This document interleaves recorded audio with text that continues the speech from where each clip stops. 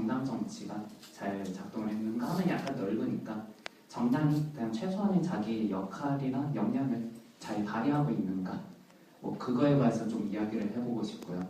그 논의 분석들은 그 정치학에서 말하는 대중 정당론을 중심으로 현상 분석을 한다고 써도왔는데 그냥 거의 대해서 제가 특별히 잘 알고 있다기보다는 거기서 말하는 문제의식들을 이 세월호라는 상황에 적용해서 한번 밟아 나가고 왔다. 그렇게 이해해 주시면 좋을 것 같고요.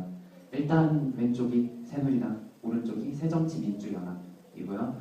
저 왼쪽은 세월호 이후에 벌어졌던 지자체장 선거, 그리고 오른쪽은 비교적 최근 이슈죠. 두 번의 여야 합의 이후에 그 야당 내 뭐 나쁘게 말하는 강경파 또는 혹은 유가족의 편을 드는 그런 파와 뭐 육아 뭐 시민 세력들이 이런 식으로 비판을 하면서 완전 혼돈의 전국에 있는데요. 일단 알겠습니다. 문제 의식의 그러니까 저희 청와대가 보이고 청와대 맞죠? 청와대가 보이고 기획사입니다. 내려봅시다. 한마디로 정당 정치가 이런 세월호 전국의 혼란한 상황 속에서 정당 정치가 제대로 작동하지 않았다는 거죠. 그러니까 정당이라면 어떤 막 의회니까 뭐 법을 잘 만들어서 뭔가 법 같은 걸 만들 현재에서 위협도 좀 케어를 하고 그 협의하는 과정에서 사회 갈등이 줄어들어야 될 것 같은데 오히려 갈등이 커진 것 같거든요. 거기서 일단 볼게요. 일단 사실 이거는 그 앞서서 박건희 학생이 발제하신 그 논리를 밑바탕에 두고 가는 건데요. 아까 비판을 참 많이 받았지만 두고 가는 건데 일단 그냥 들어주세요. 어쨌건 시장의 원리가 좀 지나치게 확대되었다는 거죠. 그래서 안전을 위협한 거고요.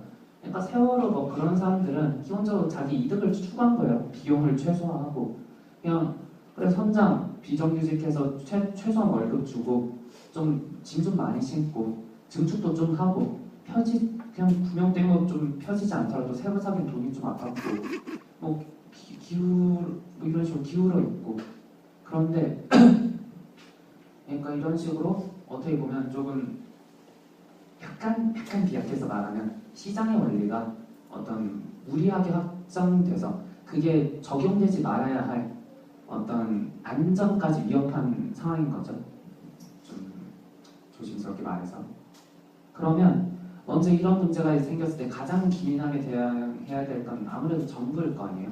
그런데 아까도 말했듯이 뭐 이런 공문도 있었고 아니면 뭔가 검사라도 제대로 해야 될 텐데 무슨 한국 선급 그러니까 이거 설명을 그러니까 한마디로 해수부 퇴임 공무원이 운영하는 거거든요. 한국 선급이 간단히 말씀드리자면 근데 이 사람들이 막 통과를 시켜준 거예요. 예를 들어 한 100개를 검사했다면 99.8%를 통과시켜주면서 사실상의 뭐 선박 검사는 의미가 없도록 그러니까 이걸 좀 이상하게 했고 근데 이게 당장은 얘들의 문제지만 크게 말하면 정부가 이걸 케어를 해야 되잖아요. 근데 함부로 맡겼다가 뭐 세월호 같은 상황도 막 통과가 됐고 뭐 이런 식의 상황이 되면서 과연 정부가 제대로 대처하기보다는 오히려 어떤 시장 원리를 제대로 견제하지 못하거나 오히려 좀 더 나아가면 유착한 시장과 정부가 크게든 작게든 어느 정도 유착했다는 혐의를 보게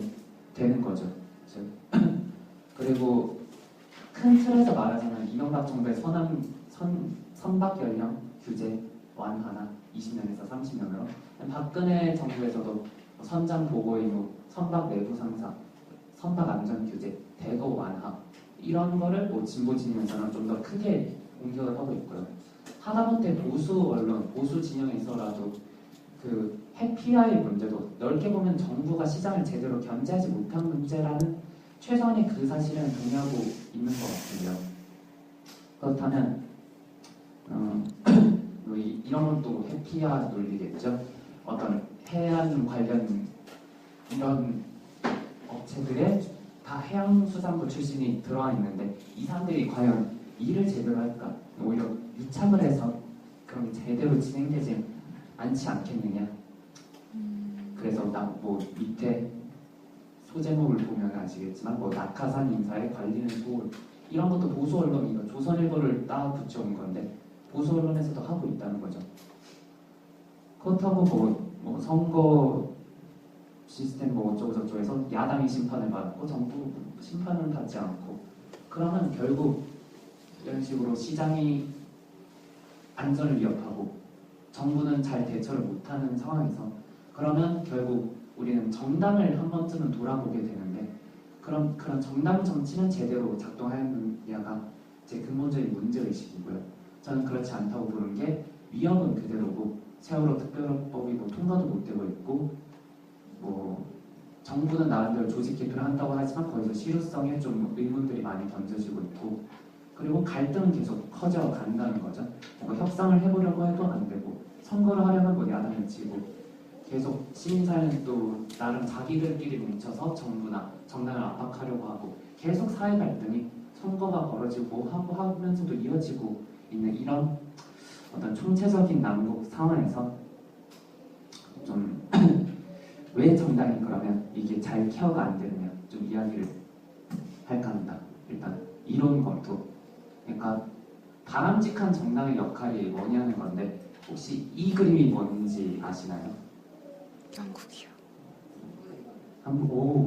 되게 정확하게 약간 3번까지는 기대하지 않았는데 그러니까 프랑스에서 어떤 이건 대혁명을 전후로 해서 많은 정당 정치가 본격적으로 시작을 됐죠.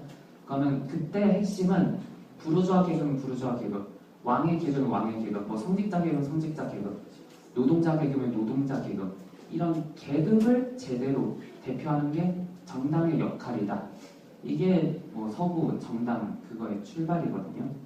한번 보면 여기서 좀 더 이야기를 나누자면 이런 식으로 늘어놓기 전에 그냥 한번 여러분은 정당이 어떤 거라고 생각을 하세요? 정당의 역할? 바람직한 역할? 그냥 간단히라도 한마디씩 한번 들어보시거든요. 대중의 가치를 대표하는 그러면 가치라면 어떤 가치를 대표해야 되는 거죠? 대중이란 또 어떤 대중을 대표할 것이며 그러니까 이게 제가 갑자기 딴지거는 것처럼 느껴질 수도 있겠지만 되게 이 정당에 대해서 이야기하는 사람들이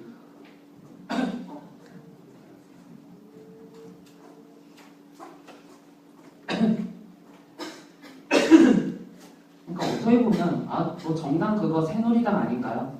뭐 한나라당 아닌가요? 아니면 정당 그거 뭐 민주당 아닌가요? 아니 뭐 통합진보당 뭐 빨갱이 뭐 그런 애들도 있던데 대략해서 뭐 정당은 이야기가 쉬울 것 같은데 그래서 정당이 뭔 일을 해야 되는데 물으면 뭔가 말을 하는데 그럼 새로운 물음이 더 큰 물음이 생기고 대중이란 무엇인가 무슨 가치를 대변해야 되는가 이런 좀 총체적인 함정에 빠질 수가 있는데 일단 그래도 그 안에서 나름 논리틀을 잡아보자면 그 논리틀을 해줄 수 있는 게 또 대중정당 논리라는 거죠.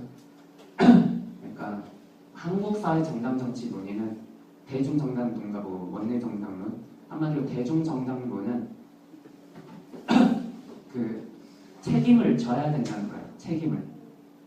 즉 그러면 선거로 다수당을 얻은 정부 여당의 책임이 있고 또한 약자들을 대표해서 사회적 약자 좀 더 오버에서 나가는 노동계급을 야당은 그 사람들을 대표해서 정부나 국가를 잘 견제할 수 있도록 정책 의제를 제시하고 그런 게 뭐 대중정당론이라는 또 원내정당론은 또 이따가 약간 이야기를 할 건데 그러면 이런 식의 책임을 생각해 볼 수가 있다는 거죠. 대통령을 중심으로 하는 정부 여당의 책임은 어떤 재난이 발생했을 때 조직을 개편하고 정책을 점검하고 어떤 거에 대한 좀 더 나아가면 근본 원인에 대한 고찰도 좀 해보고 반대로 야당의 책임은 선거를 하기 전에는 어떤 사회적 요구에 맞는 의제를 설정해서 이거 제가 생각하기에 이건 여당에 이런 책임이 있는 것 같은데 야당 우리를 뽑아주시면 이런 걸 의제를 설정 잘해서 여러분을 잘 대표해서 안전을 확실하게 책임지겠습니다.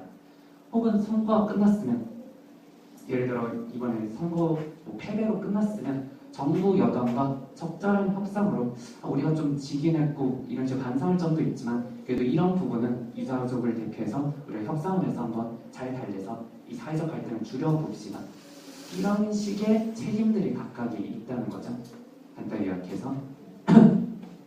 그래서 이렇게 정당들이 책임 있는 모습을 보여줘야 안전을 지키고 더 나아가서 사회 갈등을 봉합할 수가 있다는 거고요. 근데 또 약간 이거에 대해서 좀 비판이 있을 수가 있죠. 그냥 정당이 뭐 그런 식으로 너무 정쟁을 한다. 왜 유가족을 대표해야 되냐. 정당은 의회에서 법을 만드는 게 걔들이 해야 될 일이 아니냐. 이게 지금 뭐 박근혜 정부나 아니면 뭐 이런 언론들이 하는 이야기죠. 경제를 살려라, 일을 해라. 이제 정당 자꾸 정치적인 논의로 왜 흐르는 거냐. 근데 이런 식으로 의회가 결과를 내라, 민생을 챙기든지 뭐든지 하라 하는 어떤 비판은 타당할 수가 있으나, 근데 그렇게 말하면 아까 말했던 어떤 사회적 약자들의 요구가 소외가 되고 그들의 신뢰나 그런 게 회복되지 못하면 정작 들어가서 일은 하는데 불씨는 커져서 사회 갈등은 계속 생기고, 그러면 이런 일이 생기지 않기 위해서 정부 여당에게 추가로 요구되는 책임이 과연 정부 여당이 아까 안전에 대한 책임 그리고 그 다음으로는 어떤 신뢰를 제대로 갖추고 있느냐, 이런 기준을 한번 생각해 볼 수가 있다는 거죠. 이런 거고요. 넘어가서 현실 비판을 좀 들어봐서 한국 정당이 지금 역할에 맞는 역량을 제대로 보여주고 있는가, 무책임한 뭐 새누리, 무능력한 새정치, 즉 제대로 보여주지 않고 있다는 건데요. 그렇습니다. 일단 정부, 여당, 뭐 어떤 분들은 좀 떼어서 생각한 것 같기도 하지만 저는 그렇게 뗄 수가 있는 건지 잘 모르겠어요. 뭐 이명박 정부에서 박근혜 정부로 정권을 교체하고 박근혜 정부에서 이제 또 이제 안 되겠어, 우리 새누리당에 김무성으로 정권을 교체해야 되고, 이런 이야기들이 다 같은 놈인 것 같은데 솔직히. 그래서 저는 그냥 좀 비판을 받을 수도 있겠다는 생각이 들었지만 그냥 정부 여당 거의 한 몸으로 보겠습니다. 그래서 일단 정부의 모습들, 일단 기본적으로 누군가 책임을 졌어요. 책임지면 물러나야 되잖아요. 박근혜 정부는 총리가 물러나야 된다고 했어요. 근데 중간에 2명의 총리 후보자, 안대희 그리고 문창극 나왔고, 그 두 사람이 낙마하자 그냥 유임을 했죠.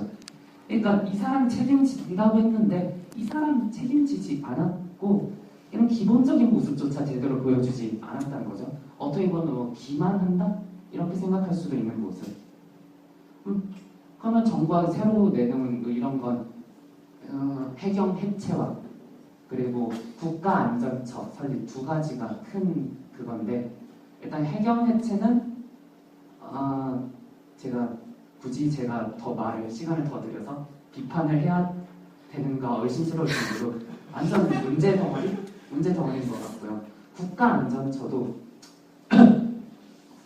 그냥 온갖 곳에서 비난이 나요. 일단 소방처에서 우리가 그래도 이게 청와대 밑으로 들어가는 거거든요. 그럼 우리가 소방청에서 이 청와대 밑에, 국가안전처 밑에 약간 격화되는 거 아니냐, 소방관들의 불만. 아니면 소방직 같은 경우 지방 소방관이 98%가 97%가 하는데, 이렇게 중앙에서 일부 국가지만 몰아넣는다고 해서 지방직 소방관들이 제대로 돌아가는가, 이런 문제들.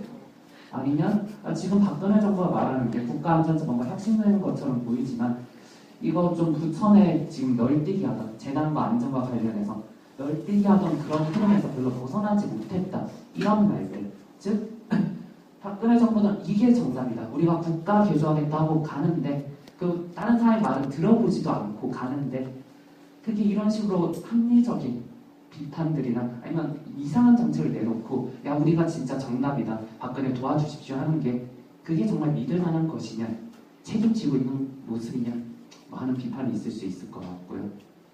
더 나아가선 어떤 근본 원인에 대한 고찰들, 대체 어떤 시랜드나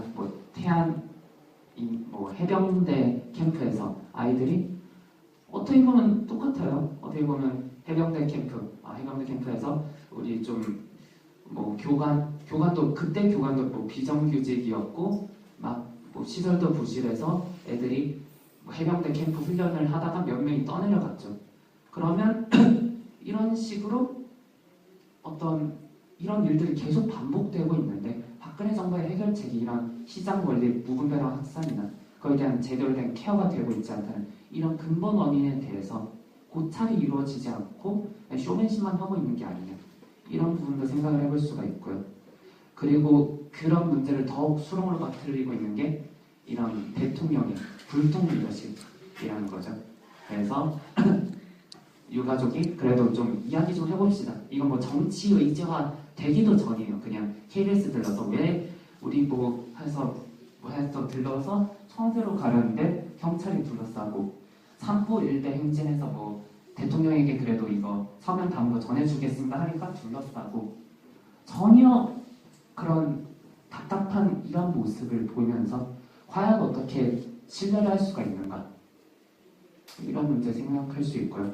그래도 정부 이야기만 나와 있으니까 새누리당 이야기 이건 나름 재밌게 해보려고 했는데 모르겠습니다. 해볼게요.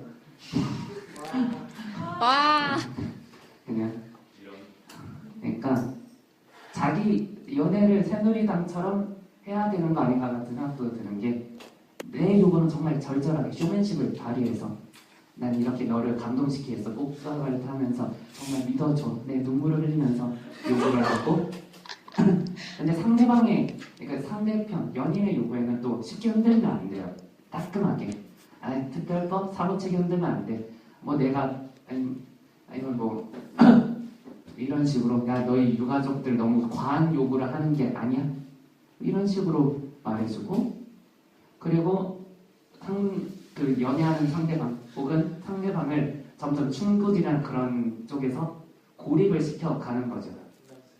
그러니까 이런 사람 혹시 사귀고 있다면 새누리당 같은 사람과 사귀고 있다면 매력적으로 볼 수는 있으나 여러분을 파멸로 끌고 갈 수가 있습니다.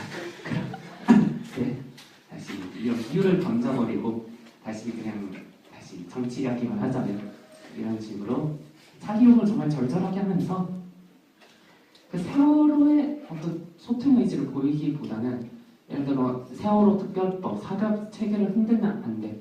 자기의 뭔가 이상 기준을 내세워요.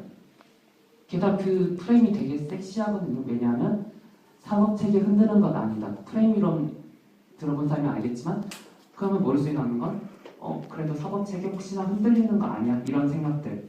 법학자들 뭐 대표적으로 조국 교수나 아니면 수백 명이 우리 학교에 뭐 김성수 교수님 같은 분들 그런 분들이 세월호 특별법 수사권 헌법상 문제 없고 사법 그 무슨 뭐 일사부재리 뭐 그런 것도 좀 연관 없는 논리다 하더라도 결국 이런 프레임을 정당하지 못한 프레임에 말려 들어가게 되는 새누리당의 모습이 그러니까 어떤 유가족과 제대로 대화를 하고 신뢰를 회복시키고 이런다기보다는 유가족을 고립시키고 어떤 하나의 정치 쪽으로 끌고 들어와서 고립시켜버리는 이런 상황에서 아니 유가족 붙고 어떻게 신뢰를 하고 그럴 만한 그런 걸 하나도 깔아주지 않으면서 그래서 어떻게 신뢰를 하라는 말인지 오히려 사회 갈등을 커지게 만드는 걸 과연 새누리당 자신이 자유로운지 이런 부분이 있을 것 같고요.